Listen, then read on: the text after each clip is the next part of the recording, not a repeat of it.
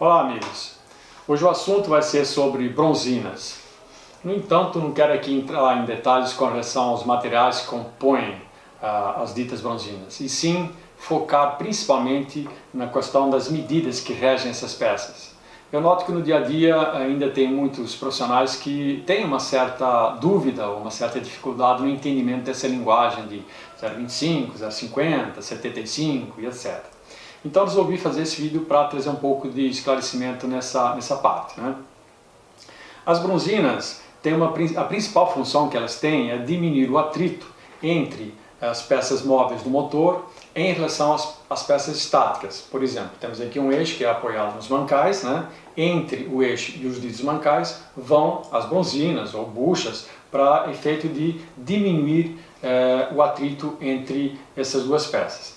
Claro que esse não é o único propósito das bronzinas, mas é o principal. Bom, o que eu também noto no dia a dia é que tem muitos profissionais que confundem em algumas bronzinas. Vou pegar uma maior aqui que fica mais visível, até pintei aqui de preto, né? Talvez dê para ver, não sei se a luz ajuda, né?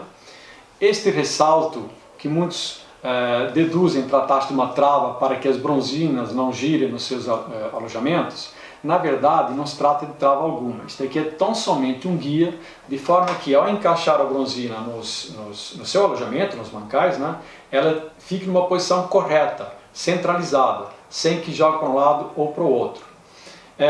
Hoje em dia tem uma série de motores que já vêm com bronzinas sem esse ressalto, né? O que demanda um pouco mais de sensibilidade por parte dos profissionais na hora de encaixar a bronzina para centralizar, porque nestas falta o tal guia, né? Tem aqui um exemplo aqui que já está encaixadinha, está aqui, ó, ela fica centralizada, ok? De uma maneira mais dramática, é claro que a magnitude desse erro não é o caso na prática, mas só para poder entender, né, na falta do guia, ela por vezes é encaixada e fica deslocada. Então temos que ter esse cuidado. Bom, mas se esse ressalto não é a trava para que elas não girem, alguém pode perguntar, então afinal o que trava as bronzinas dentro do alojamento, seja de uma biela, dos mancais do bloco, etc., o que faz com que elas fiquem travadas e não girem? Pois bem, quando encaixadas aqui nas capas, elas sobressaem em torno de uns 5 centésimos em relação à face aqui, da maneira que ao apertar e dar o torque padrão, né, estipulado pelo fabricante, exerce aqui uma carga de aperto, né, produzindo a chamada pressão radial. Essa pressão radial é quem mantém a bronzina travada, para que o eixo gire dentro da bronzina, mas não a bronzina gire no seu alojamento. Então o que trava não é aquele guia, e sim a pressão radial. E para que fique mais claro ainda, vou usar aqui um outro exemplo, que é uma biela onde tem a bucha onde trabalham os pinos, né, que ao longo do tempo acabam por dar folga e implica em trocar as mesmas. Ao providenciarmos uma bucha nova e prensarmos aqui no alojamento, ela entra com pressão. E por quê? Porque a medida externa da bucha, não é o caso, que é bem maior, mas para efeito de exemplo, a medida externa ela é maior do que o alojamento onde ela vai ser encaixada. Então ela entra com pressão. A pressão radial que eu me baseei há pouco, que eu citei há pouco aqui, quando do aperto das bronzinas, equivale àquela pressão da bucha quando colocada na prensa. É isso que mantém as bronzinas travadas, ok? Bom, agora vamos então falar um pouco sobre medidas. E antes disso, temos que entender o seguinte. O motor, quando fabricado, as peças saem na medida original, chamadas medidas standard, designadas pelas letras STD, standard. E quando a gente desbasta um diâmetro externo, esse diâmetro está sendo diminuído. E quando da aquisição das novas bronzinas, é preciso que essas bronzinas acompanhem a nova medida imposta pós-usinagem. Aqui eu fiz um desenho onde trato de ilustrar um pouquinho melhor o que eu estava dizendo aí. Vamos lá. Bom, esta parte azul, tanto em cima quanto embaixo, representam as bronzinas. O eixo aqui escalonado é o nosso virorequim, desde standard e pós-retífica, nas mais variadas medidas. E entre o eixo e as bronzinas, o filme de óleo, chamada folga radial. Percebam que a medida estándar, que está aqui, ó, tinha um diâmetro X. Após o desbaste de 25 centésimos, esse diâmetro diminuiu. E ao diminuirmos o diâmetro externo do eixo, a bronzina também acompanhou uma diminuição no diâmetro interno, de forma a preservar a folga radial. A folga radial é sempre a mesma, independentemente da medida do eixo. Ok? Bom, vamos dar um número para que fique até mais claro. Supondo que quando standard este eixo meça 50 milímetros, ao desbastarmos 25 centésimos, passamos a ter 49,75 milímetros. Se desbastamos 50 centésimos, partindo do mesmo princípio que meça 50 quando original, 50 milímetros menos meio milímetro, passaremos a ter 49,5,50. Bom, para quem não está familiarizado com a unidade de medição, vamos usar uma unidade de valores, que seria no caso o dinheiro, né? Aqui teríamos o que? 50 reais, gastei 25 centavos, passaria a ficar com 49,75 e assim sucessivamente, ok? Bom, notem também que externamente as bronzinas preservaram a mesma medida. No entanto, isso não é regra. É bem verdade que a maioria absoluta, diria talvez que uns 98, 99%, a medida externa, ou seja, a medida dos alojamentos das bronzinas, mantém-se o mesmo. Supondo que aqui seria o bloco, aqui teria a capa, ao apertar, né, este diâmetro aqui interno, que seria o alojamento das bronzinas, é sempre o mesmo, para 99% dos casos. No entanto, existem situações como, por exemplo, o motor do Fusca, a carcaça. Ao usinarmos os mancais da carcaça, estamos aumentando o diâmetro externo. A linha de raciocínio é a mesma. Se por um lado, num eixo, está sendo usinado um diâmetro externo, ele está diminuindo, ao usinarmos um diâmetro interno, ele está aumentando.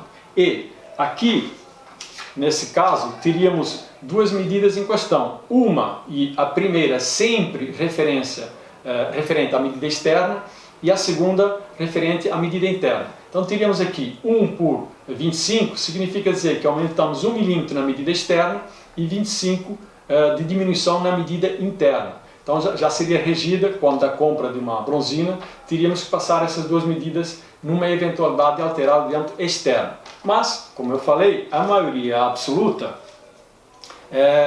a medida externa mantém-se a mesma, ok? Bom, para exemplificar melhor ainda essa história, essa questão de medidas, de desbaste, etc., tenho aqui um eixo, é de uma Kombi que quebrou aqui, ó, né? Então eu peguei e usinei standard e usinei só uma parte do mancal, né? Não sei se dá para ver aqui, eu até pintei de preto onde permanece a medida standard e esta parte onde eu usinei na magnitude de 25 centésimos, que equivale à primeira medida. Bom, por coincidência, se a gente pegar aqui uma fita crepe, né, aqui dá para ver, filha? Ok? E medindo aqui no parquímetro digital, vou obter aqui entre 12 e 13 centésimos. Portanto, a média, aí, ó, o meio seria 12 centésimos e meio. Colocando esta fita crepe aqui, né, e imaginando que quando do desbaste a gente conseguisse arrancar um cavaco inteiro, o que a gente teria? 12 centésimos e meio aqui, de um lado, 12 centésimos e meio do outro, que vai me dar 25 centésimos no diâmetro, ok? Então seria o equivalente a esta fita crepe aqui, ó. Isto equivale exatamente ao tamanho real, à espessura real do que é removido entre uma retífica e outra, ok? Simulando aqui, ó, vamos pressupor que ponha duas fitas aqui em cima, o que eu vou ter? A seguinte situação. Estava standard, retifiquei para 0,25, então removi isto de material. No futuro, esse eixo está 0,25, obteve um novo desgaste, ovalização, etc., implicou em retificar de novo. Vou tirar mais um cavaco de 25 centésimos. E as magnitudes são estas aqui, ok? Vale dizer que a maioria, né, dos intervalos entre uma medida e outra dá-se nessa magnitude de 25 centésimos. Existe um caso ou outro, por exemplo, a linha Peugeot, da primeira, ou seja, da medida estándar para a primeira retífica, esses intervalos é 30 centésimos. Bom, para deixar mais claro ainda, eu tenho aqui duas bronzinas, sendo uma estándar e outra 25, onde esta aqui condiz com esta parte que eu não usinei, vou encaixar, por ela ser maior ela vai encaixar até embaixo, né? Aqui, está girando o vidro, né? E esta 0,25 condiz com esta parte que eu usinei. Logo, para aqui ela não consegue passar porque o diâmetro aqui embaixo é maior. Vejam, aqui, ó, vamos encaixar, aqui, ó, girando livre, mas ela não vai até embaixo, por conta dessa diferença de medidas. Bom, para quem imaginava que ao retificar um Verrequim se remove um material da ordem, vai comprometer o diâmetro, fragilizar e etc., podem observar que a magnitude em si é, entre uma medida e outra, tão somente o equivalente à espessura de uma fita crepe. Ou até, se preferirem, eu até fiz algumas experiências por aqui, que mede de 11 a 12, quer dizer, quase 12,5. Qualquer nota, qualquer cédula, né, de 2, 10, 100, o que for, né, ela só vale mais em termos de valor, mas em matéria de espessura é a mesma.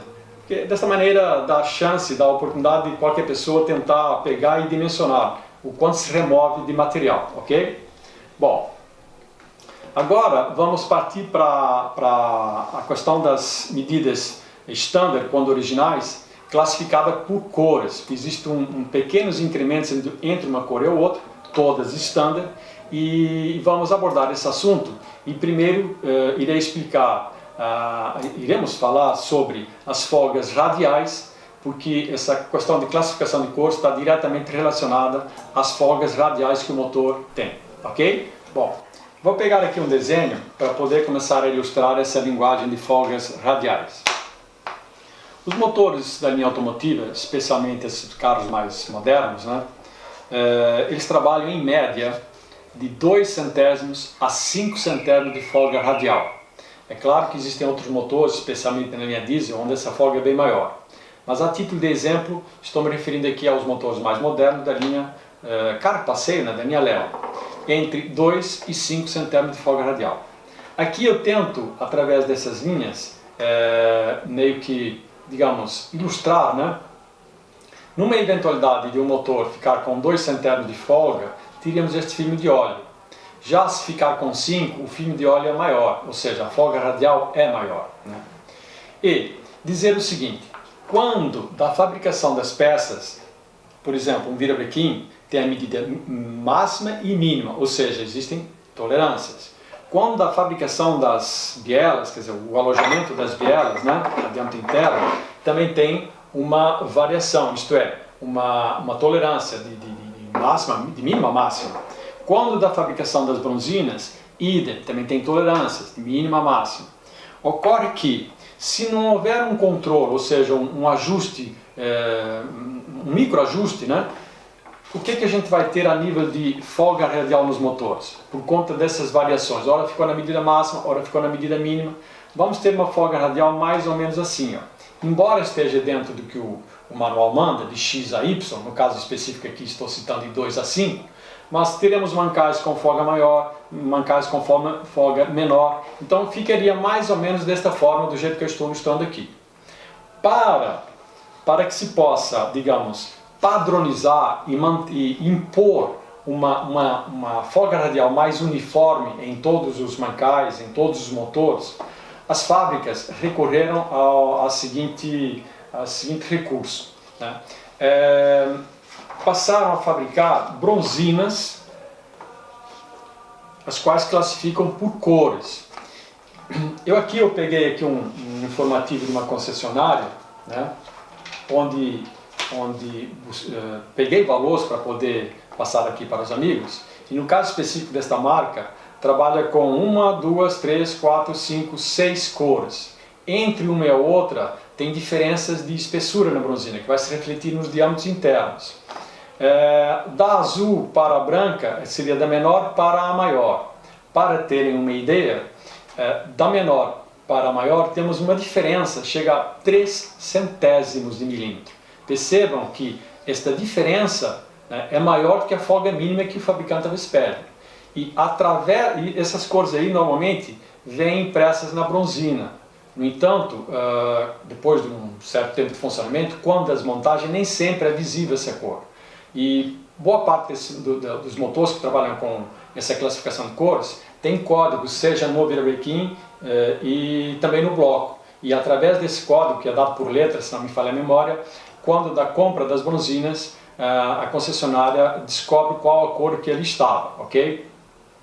Bom, então eles recorrem a essas diferenças que as cores de bronzina vão permitir de forma a ajustar a folga radial numa determinada medida, né?